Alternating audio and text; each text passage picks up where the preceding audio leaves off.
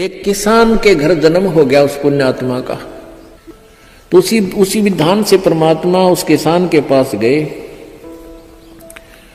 और किसान से कहा कि भाई, किसान पहले बैठे, राम रमी हुई है, आओ महाराज जी बैठो जी, बड़ी आसन दे दिया, आप नीचे बैठ गया भगत की तरह। तो महाराज जी तो महाराज जी होते हैं, हमने भक्ति का ज्ञान सुनाते, परमात्मा की चर्चा शुरू कर दी। तो कहने उदाट कर वो किसान कहने लगा, कहाँ जी भक्ति तो मैं करता हूँ, क्या भक्ति के, तो मंदिर में जाता हूँ, शिव जी की पूजा करता हूँ। फिर सारी बात बताई, भाई यह भक्ति ठीक नहीं, भक्ति की विधि ये है जो आपके शास्त्रों में लिखी हुई है, कैसी करो। अच्छा जी ठीक सत है, भक्ति भी कराएंगे भाई, फिर उपदेश ले ले। अगना जी नहीं, ये तो बच्चे छोटे छोटे हैं, ये थोड़े से ठीक हो जाए, अपना काम संभालन जोगे, फिर महाराज जी तेरे आप पक्का चेला बन जाऊंगा। लाख समझाने पर भी नहीं माना, यही कहता रहा। परमात्मा चले गए। कुछ दिनों के बाद फिर गए, देखा क्या, किसान के 2 लड़के थे, उन लड़कों के भी बच्चे हो रहे, उन खिलाने लग रहा खूब प्यार से, सीने से लटा रखे पोते। परमात्मा फिर गए, किसान भाई भगत जी, देवता तेरे बच्चे भी समझदार हो गए हैं और खेत का काम संभाल लिया, तू आजा भक्ति कर ले, नाम ले ले। ने बोला महाराज जी देख, छोटे छोटे पोते हैं, बच्चे खेत में जा हैं, काम कर रहे हैं, और मैं इनको बाद में संभाल रहा हूँ, अब मुझे फुर्सत नहीं है, थोड़े ही बच्चे पोते बड़े हो जाए थोड़े से, फिर मैं भक्ति करूँगा। बहुत कहने पर भी नहीं बोला, ना बाबा जी दुखी ना करे मैंने, क्यों पोते घने प्यारे लग गया करे। यह काल का एक भयंकर जाल आगे और बढ़ा देता है उसके ऊपर। अब बेटे तो उल्टे बोल रहे, कोई धमका दे, कोई खुड़का दे, और वो पोते बोल रहा करे प्यारे प्यारे, तो वो घने प्रिय लगते हैं।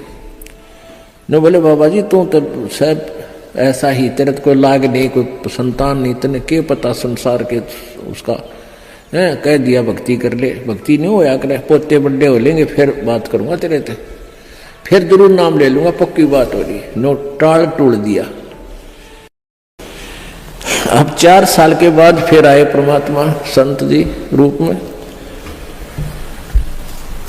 तो घर आके पूछा कि भाई तुम्हारा वो कहाँ गए तुम्हारे पिताजी दादाजी। वो पता चला कि वो तो मर गए, 4 साल हो गए, मृत्यु होगी।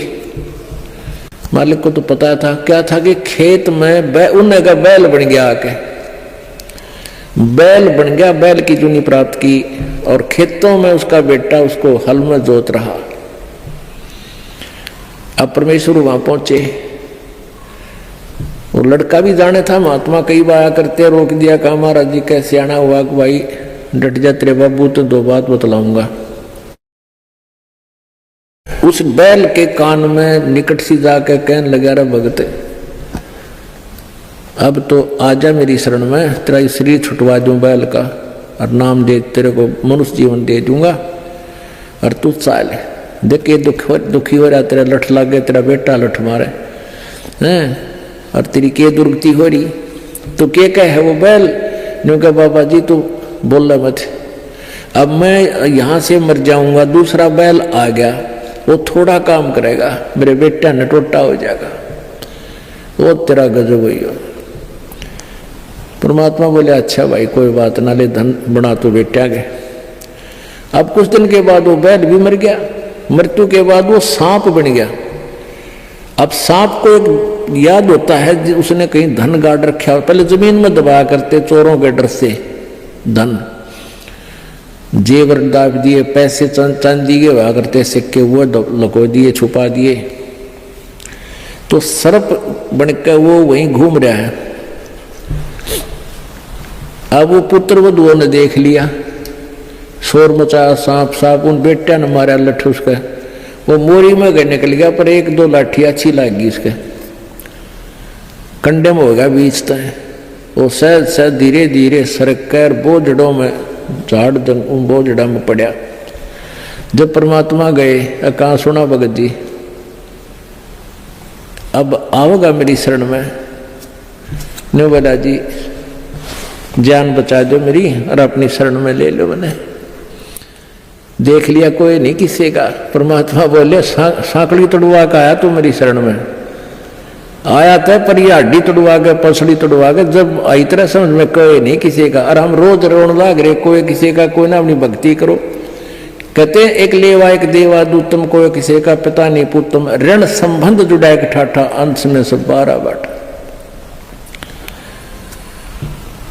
तो परमात्मा इतने दयालु हैं, फिर उसको शरण में लिया, दोबारा मानव जन्म दिया। आगे देखो वो सूतमा होगा कि ना, फिर वह बीमारी शुरू कर ले मन माने। तो ऐसे दयालु है परमात्मा, पुण्यात्माओं। ये मनुष्य जीवन बार बार नहीं मिलता और ये ज्ञान नहीं मिलता।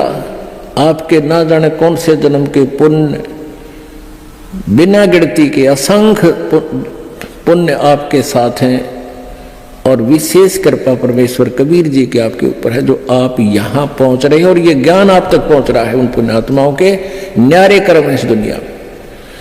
और परमात्मा कहते हैं समझा है तो सिर दर पाओ, बहुर नहीं रे ऐसा दाव। बोल सतगुरुदेव।